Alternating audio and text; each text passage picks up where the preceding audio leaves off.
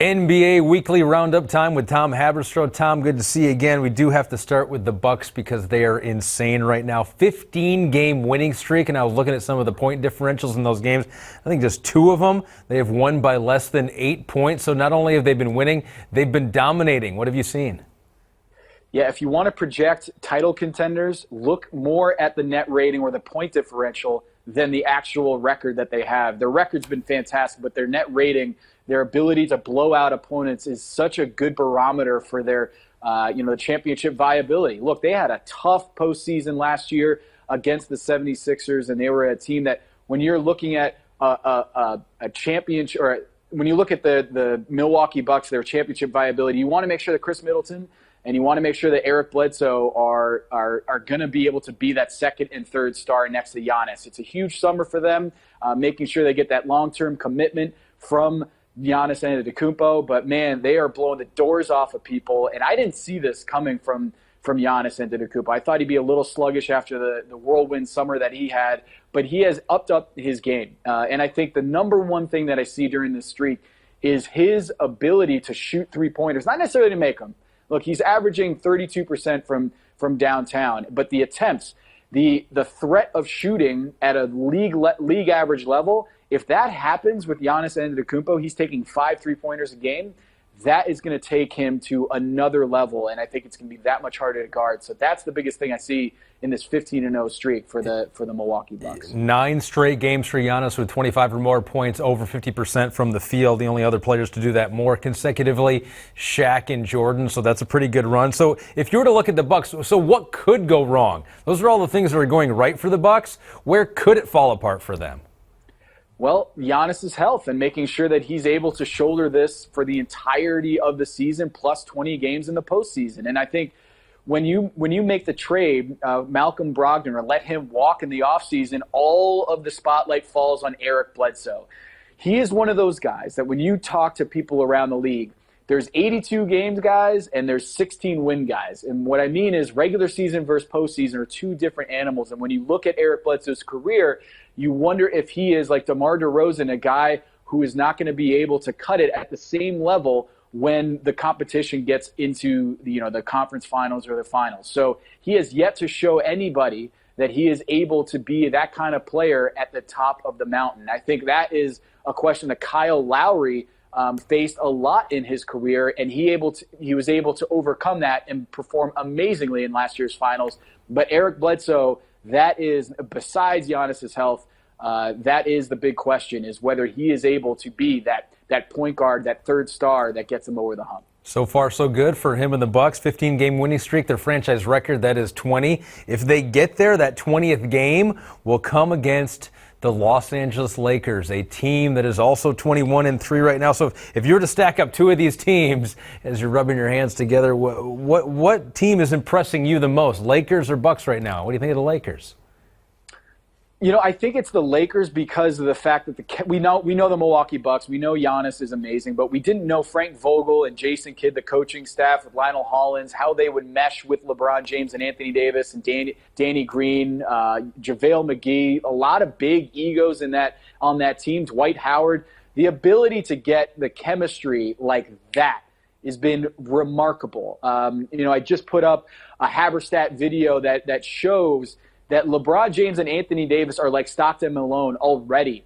There have been 75 assists from LeBron James to Anthony Davis this season, which is far and away the most for any assist combo in the NBA. The next highest is 59. They're at 75. And right now, LeBron James assisting to Anthony Davis is going to be on pace for 114 more assists than any assist combo in LeBron James's career. Not to Chris Bosh, not to Kevin Love, not even in the same stratosphere. So LeBron James and Anthony Davis, we know they're great players, but it took a while for LeBron to get on the same page as Dwayne Wade and Chris Bosh in Miami, and it took him a little bit with Kyrie Irving and Kevin Love. But man, this looks like one of the all-time great duos already. LeBron James leading the league in assists with Anthony Davis. It has been a match made in heaven between those two guys, and that is most impressive to me when you're looking at the Milwaukee Bucks and the Lakers. Anthony Davis recently throwing 50 against the Timberwolves. They have been streaking. It's actually an interesting matchup coming up on Friday in Miami. You got the Heat, who are 18-6 with Jimmy Butler this year. At this time last year, they were just 10-14, ended up finishing with a losing record. So how impressed have you been with what the Miami Heat have done so far this year?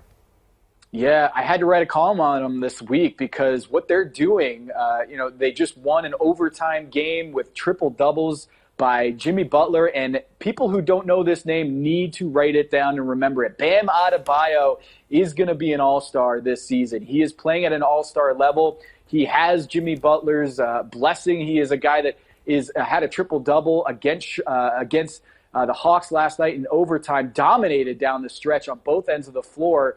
He is the modern-day big. He's a guy who's going to distribute from the high post and dribble handoffs. He's a guy who's going to run fast breaks. He plays at high energy on the defensive end.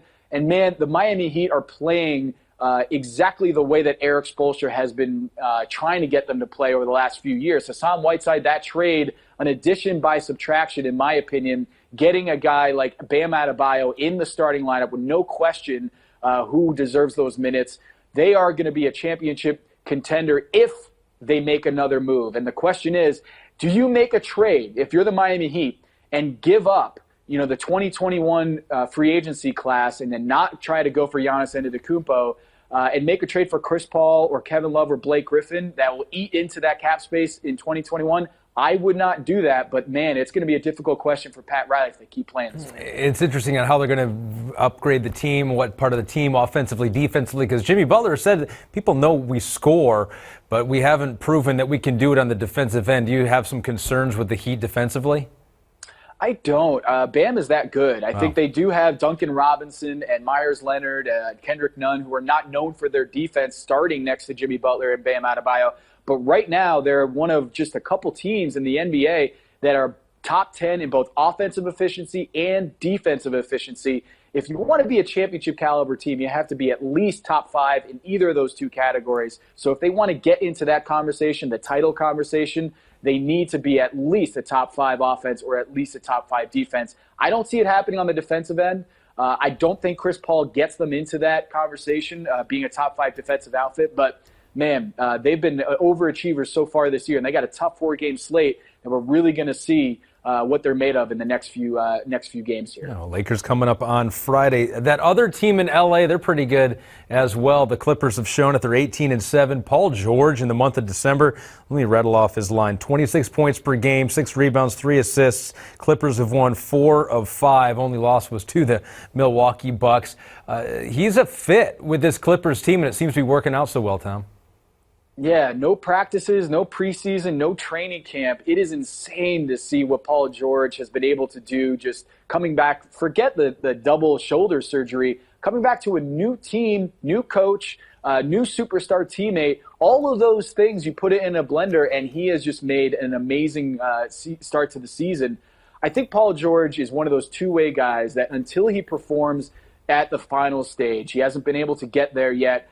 He had some great Pacers teams there against LeBron James and Frank Vogel there in Indiana. But I think that's the thing that is the next step. We can see all these numbers from Paul George in the regular season. We can see him performing in November and December.